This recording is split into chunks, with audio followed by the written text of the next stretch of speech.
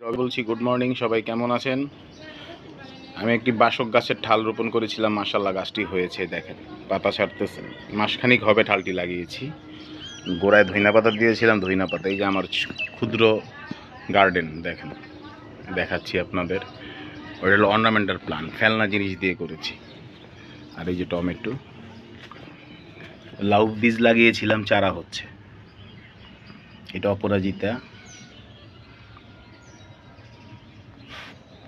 দেখেন। এই দুই পাশে রাস্তার, আর এই যে এখানে বস্তাতেও আছে পেঁয়াজ, রসুন, পুদিনা পাতা সবই দিয়েছি। এই যে এখানেও আছে, দেখেন।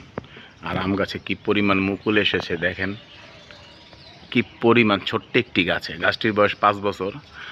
এবার একটা আমরুপালি, কি পরিমাণ মুকুল বন্ধুরা, দেখুন মাশাআল্লাহ। যে গাছটি ঘুরিয়ে পুরো গাছ জুড়ে মুকুল।